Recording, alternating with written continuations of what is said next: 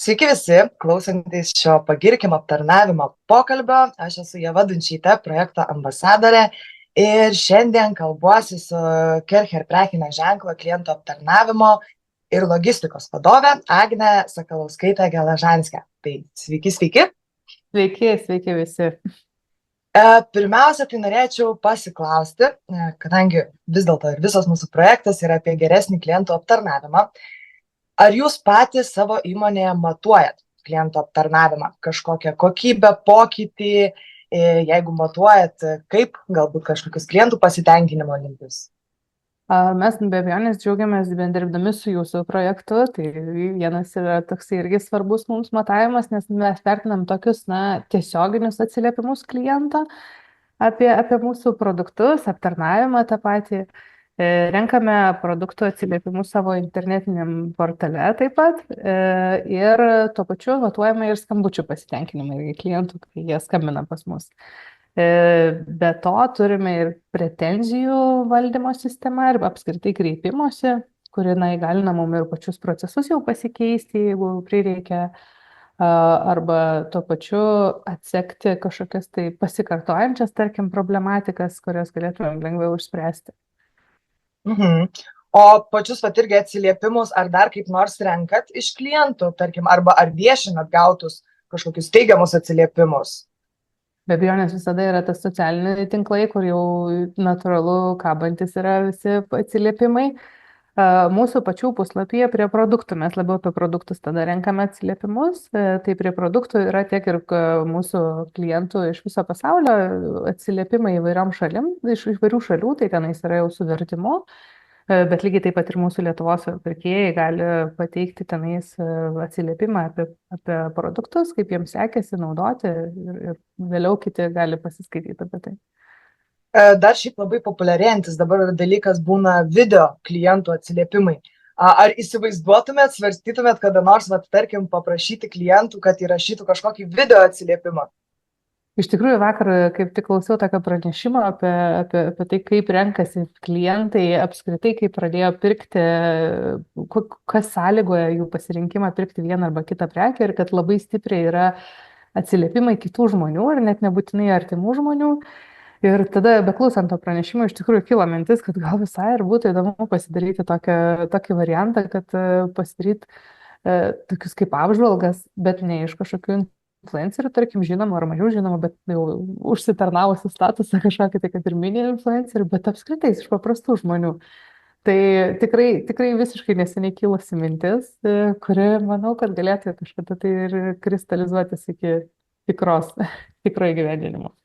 Šita idėja man irgi kažkaip labai gražiai buvo nuskambėjus ir mes slaptus pirkėjus, ar ne, Shopper Quality prekinio ženklo, būtent slaptus pirkėjus irgi būnam kviečiam, jeigu lankosi kažkurioje iš projekto dalyvių, tarkim, parduotuvėje ar panašiai, kad nufilmuotų video atsiliepimus. Tai esam porą irgi paviešinę paleidę. Nemažai susilaukė iš tikrųjų, kaip pasakyti, susidomėjimo, turbūt ant peržiūrų. Kad tikrai įdomu ir jo labiau, kai tu matai jau gyvą žmogų, kalbant apie tą paslaugą, produktą ar aptarnavimą galų gale irgi tą patį. Taip.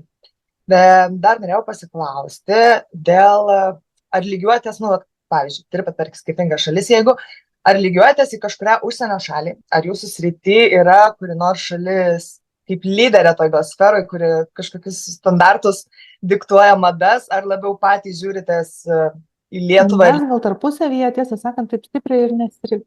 Aha. Mes tarpusavyje gal ir nesilygiuojame, mes labiau kreipiamės kiekvienas į savo šalyje, čia turime Kercherio pasaulyje savo, ar ne? Ką labiau mes žiūrime, iš tikrųjų, aš tą ir šiaip visą laiką sakau, kad klientų aptarnavime mes neturime lygiuotis tik tai su savo, nes klientai lygina mus ne tik su mūsų tais tiesioginiais konkurentais, tai pavadinkim, bet lygina apskritai su bet kuriuo aptarnavimu. Jeigu jie gavo gerą aptarnavimą degalinėje ir taip pat atvažiuoja į Kercher parduotuvę ir tas aptarnavimas žymiai prastesnis, tai mus lygina su ta degalinės aptarnavimu, nors ta degalinė visai nėra mūsų tiesioginiai konkurentai, ar ne? Tai labiau žiūrime turbūt į praktikas ne tik ir užsienio diktuojamas madas, bet ir tai, kas vyksta mūsų rinkoje, kaip mūsų tie klientai yra pasiekiami kitose sritise, tarkim, gyvenimo ir stengiamės neatsilikti natūralu. Supratau. O ar turit kažkokį specifinį kliento profilį, kuriam vat taikytumėt tą aptarnavimą, kad, tarkim, gal daugiau vien vyrai arba daugiau vien moterys ir jeigu vat yra kažkoks specifinis profilis dažnesnis, ar apmokydami darbuotojus, aptarnaut klientus, atsižvelgiat į tai, ar vis dėlto čia neskirstysim, kad gal su vyrais lengviau tai bendraut, su moterim taip ir šitų taikot, netaikot? Mes turbūt labiau žvelgiame apskritai į žmogų, kokio tipo žmogus ateina, nes, na, iš tikrųjų, Kercherio, kadangi yra labai plati gama produktų, mes juk tiekiame nuo tų naminių siurblių iki didelių, tikrai industrinių, netgi mes juokaujam pavojingų ginklų, kurie gali pjaustyti aukštų slėgių vandens. Tai įvairiausių ir klientų tikrai sulaukiam, nuo namų šeimininkių ir įmonių vadovių iki atvirkščiai įmonių vadovų arba galbūt namų šeimininkų. Taip kad tikrai neskirstame savo klientų į vyrus ar moteris, mes labiau mokomės ir patys stengiamės savyje atrasti tą tokį prieimą prie kliento tipažo, labiau prisiderinti prie jo natūros, nes būna natūralu žmonės vieni galbūt labiau linkę į detalės, tai tada labiau tas detalės ir akcentuoti tam žmogui. Ir esmė turbūt būtų atrasti tinkamiausią sprendimą klientui, kuris atėjęs yra. Tai čia yra turbūt tokie svarbiausi taškai, į kuriuos mes kreipiame, aptarnaudami savo klientus. O jum asmeniškai, vat, kuris, pavyzdžiui, jūsų įmonėje gal kažkoks ar sprendimas būtent rastas klientui labiausiai patinka? Ką vat tokio, ko labiausiai džiaugiatės, ką siūlote klientams, gal kažkokia vat dalis, nes irgi sužinau, kad ten kai kurie turi aptarnavimus gestų kalba, siūlo, tarkim, tai vat buvo toks įdomesnis retas, kur sakiau, gal irgi kažkada normos standartas, tai jum pačiai, vat. Man turbūt, aš kadangi pati esu tokia į klientus orientuotas labai žmogus, tai man ta klientų aptarnavimo kultūra, kurią skatiname įmonėje, būtent atrasti klientams tinkamus sprendimus, o ne parduoti kažkaip beleką ar bet ką, kas tuo metu tavo yra aktualu, bet būtent išgirsti lūkesčius, išgirsti problemas, su kuriamis susiduria klientas ir jas jiems išspręsti. Tai va ta kultūra aptarnavimo man turbūt ir yra toksai didžiausias ir reikšmingiausias mūsų tas įrankis. Mes, gestų tokios gal neturim tokio kažkokio unikalaus labai įrankio, bet būtent tas skatinimas tinkamo aptarnavimo man atrodo labai svarbus. Bet ir jausmas visai kitoks, vat, kai mus aptarnauja ir matosi, kad kalbasi, kažkaip gilinasi negu tą tokį skriptą šabloninį. Taip, aš net esu... Gal nepopuliaru tarp klientų aptarnavimo žmonių, bet aš nesu labai fanė visų skriptų, netgi tiesą sakant atsiliepimo skriptų. Aš sutinku, kad tos pirmos sekundės jos labai yra svarbios ir kuo tu gražiau prisistatysi save, to bus geriau, bet visiškai pagal skriptą man netrodo taip tinkama, nes tada ir gaunas labai šaltas tas atsiliepimas toksai, nes žmogus girdi, labai gerai girdi tą skriptą, kada tai vyksta pagal žodį, o kada iš tikrųjų nuoširdžiai žmogus su šypsena atsiliepia tau. Taip. Supratau. Dabar dar čia artėja Kalėdos, toks visiems irgi įtemptas laikotarpis. Ar turit kažkokių, pavyzdžiui, ar ruošiatės Kalėdom, kažkokiom akcijom, atrakcijom klientam, ar kažkokiais specialiais pasiūlymais? Jo, visą laiką, iš tikrųjų, kadangi dalis Kercherio yra namų apyvokos prekės, tai tikrai matom didelį paaktyvėjimą ties Kalėdom. Dabar, tiesą sakant, turime lapkritį, tai dabar gyvename juodosios savaitės, juodojo penktadienio, cyber pirmadienio ir visom kitom dienom. Tai lapkritis ir gruodis yra turbūt mūsų, turim tokį pakilimą per pavasarį, kada pradeda žmonės švarintis po žiemos, tai tada turim labai didelį pakilimą klientų apsilankimų ir skambučių. Bet kitas pakilimas yra būtent lapkritį per juodąją savaitę ir tada kalėdinis, žinoma, eina visi namų apyvokos daiktai. Nors anksčiau sakydavo, kad nepopuliaru dovanot ar ne kažkokius, tai nežinau, lygintuvus ar panašiai, bet mūsų patirtis sako, kad vis dar tai vyksta. Tiek ir sirbliai, tiek ir šluotas ar panašiai, jos puikiai pastarnauja ir kalėdų senelio maiše. Čia, kaip sako, dovaną reikia dovanoti šeimoje tokią, kad abiem naudinga būtų. Ir moterims perspaudas dovanoja, ne tik įsi sulčių. Taip, tai čia turbūt panašiai. Panašiai, supratau. Ir dar pabaigai norėjau paklausti, vat jums pačiai gal įsiminė, kažkur ėjot, kažkur jūs buvote klientė ir gavot tokį aptarnavimą, kad sakėt, wow, taip galėtų būti visur ir visada ir vat tikrai įsiminė, kad išskirtinis buvo. Geras, labai smagu, kad paklausėt, nes labai netikėtai visai neseniai iš tikrųjų buvo, prieš kokią savaitę ar dvi, toksai paprastas namūdiškas pavyzdys, bet ieškojau kaukės plaukam vienos ir pas tiekėjus, tokia įmonė yra, nežinau kaip jie tarės, ar davinės, ar davinės, nes girdžiu įvairių atsiliepimų, bet pas juos ieškojau, pas juos puslapį nebuvo, parašyta, kad ieškoti salonuose irgi nerandu ir aš kažkaip jiems tiesiog parašiau, kad ar čia bus dar ar nebus tų kaukių pas jūs.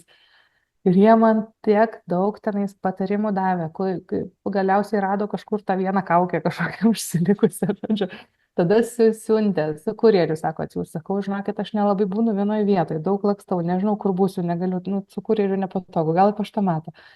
Nelabai su to paštomatu. Ir jie taip tikrai nuoširdžiai mes susirašinėjom kokias 2 dienas. Aš atrašau tik vakarais, jie atrašo rytais ir mes taip vis susirašinėdami. Nu, tikrai taip pasijutau dėl paprasto visiškai produkto ir paprastas klientas, ne salonas, aš kažkoks nedidmeninis klientas, bet tiek daug tų ekstra žingsnių žengtavo, kad tikrai linkėjimai didžiausi, jeigu žiūrite kas nors iš davinės, perduokite. Labai smagu. Nes vat, irgi būna iš telekomunikacinių. Vieni pasakoja, mačiau, buvo net straipsnį irgi pasirašę apie to ekstra žingsnį dėl kliento, kiek esame, sako, skambina dėl kažkokių telekomunikacinių paslaugų ir paklausia, iki kada ten Kaziuko mugė bus. Tada ir tie darbuotojai turi galimybę greitai pasigūglina, randa tą atsakymą ir duoda klientui, ar vis dėlto numoja ranka ir tokie, kur... Taip, taip, tai tikrai.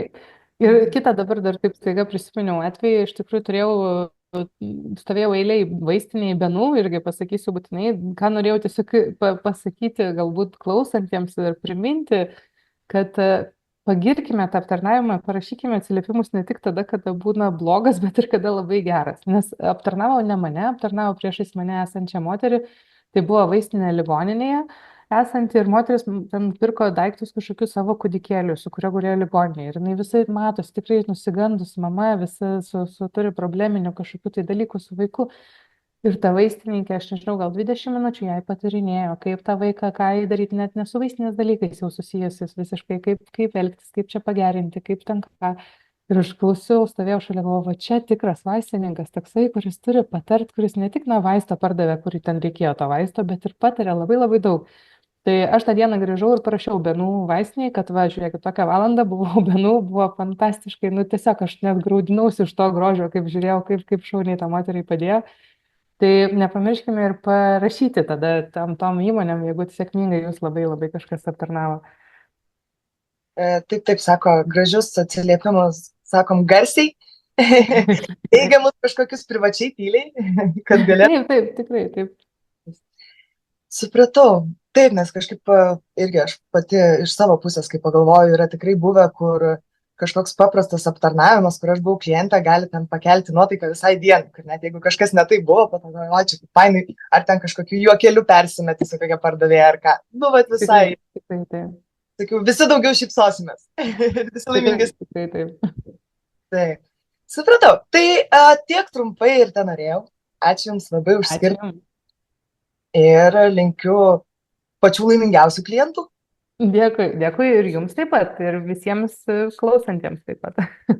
Ačiū. Viso geriausio. Dėkui, viso.